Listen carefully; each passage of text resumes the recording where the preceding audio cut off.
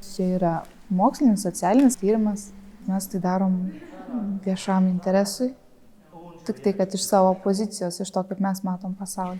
Buvo tyrimo eigoj, to fotografavimo eigoj tokių persivertimų pačios savo suvokime ir savo pačios nuomoniai.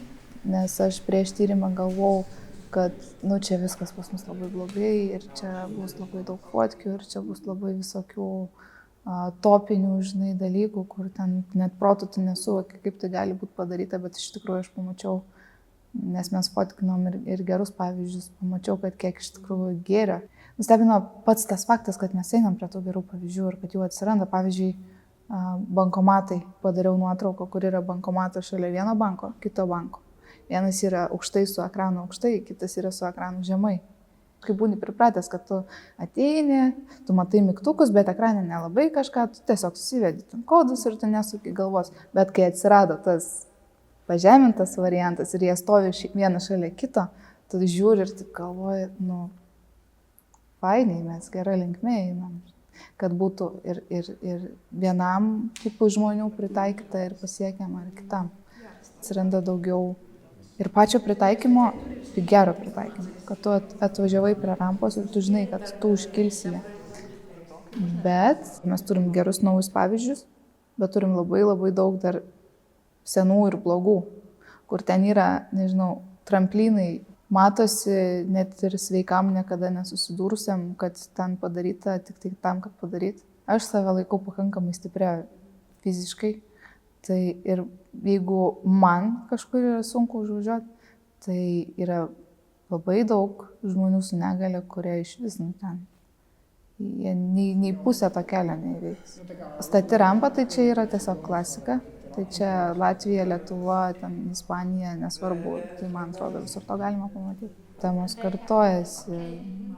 Rampos, laiptai, tokie įstaigų dalykai, kai kažkas gal per aukštai. Aš nuotrauką padariau įėjimo į tualetą vienoj degaliniai ir ten parašyta, kad jeigu nori pasinaudoti, tai ieško rakto. Ir kažkas kitas tokia, man atrodo, labai panašią nuotrauką buvo padaręs. Tai čia atrodo toks jau labiau nišinis dalykas, bet vėl kartojasi. Nes kai tu turi eiti ir prašyti rakto, tada kyla toksai psichologinis. Kodėl? Kodėl aš negaliu tiesiog eiti ir savo kažkokius poreikius išpildyti? Nes, pavyzdžiui, prekybos centruose dažnai būna į neįgaliųjų tualetus eina, kam tai nėra būtina. Tai aš manau, kad dėl to jie rakinami, bet lygiai taip pat aš mačiau tam pačiam Kaune sprendimų, kaip galima padaryti, kad rakto nereikėtų. Yra mygtukas, tu paskambinai į apsaugos postą tikriausiai, tave pamatė, per kamerą pažiūrėjo, kad čia tikrai tas žmogus, kuriam reikia, ir tada tave įleido.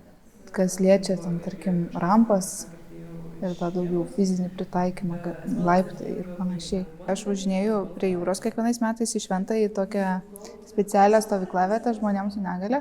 Ir ten mes dabar turim 2 tokias terasėlės, kur tu užvažiuoji ant kopos medinių takų ir ten būna labai gražus saulėlydžiai ir taip toliau.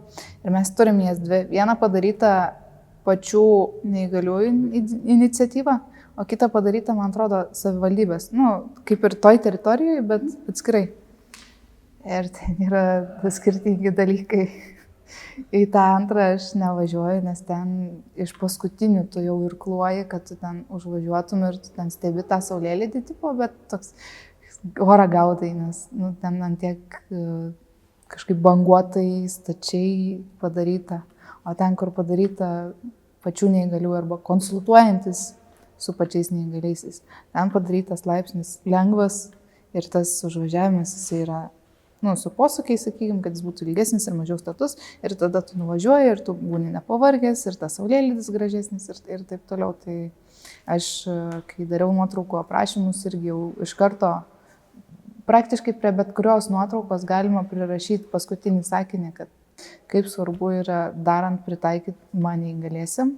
Ne pačiam iš oro ar iš dokumento traukti, kaip tai turi būti padaryta, bet atsivesti patį neįgalų žmogų ar grupę žmonių ar organizaciją ir sakyti, žiūrėkit, mes ar padarėm taip ir taip, ar galvojam padaryti taip ir taip, ką jūs galvojate. kad jie praeitų tą kelią praktiškai ir pasakytų, nu žiūrėk, čia per statu, čia gal tas, nežinau, laiptelis, kad ir tokio dydžio jisai kaip ir ne problema, bet gal jo gali nebūti ir panašiai, ir ten, nu žiūrėk, servetėlės kažkaip ne toj kambario pusėje ir čia visai nepatogu, nes, nu tai žiauriai svarbu.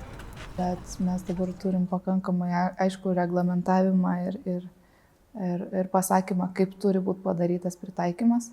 Iš pradžių reglamentavimai atsiranda rampos todėl, kad jos turi atsirasti, žmonės pradeda jas matyti, žmonės prie to pripranta, jam pasidaro tai norma ir tada užsiveda ratukas ir tai tiesiog tampa norma dėl to, kad taip turi būti, o ne dėl to, kad taip pasakyta pagal kažkokius įstatymus. Nes dabar tos stačios rampos ar ten kažkokios dar kitos nesąmonės, žmonės atbukę yra nuo to. Jiem atrodo, kad čia norma, nes jie kitaip nelabai dar matė. Tai čia viskas vėl eina iš apačios iki visuomenės, visuomenė tada toj aplinkoje atsiradus natūraliai keičiasi. Labai svarbu, kad visiems žmonėms tai matyt pasidarytų norma ir tada problemų labai daug sumažėja. Nes mes dažniausiai šalinamės to, ko mes nesuprantam. Kaip aš nesuvokiu, kaip gyvena sveikas žmogus ir aš niekada to nesuprasiu. Lygiai taip pat ir sveikas žmogus negali visiškai suprasti, kad ir ką aš nekėčiau, negali suprasti taip, kaip aš gyvenu.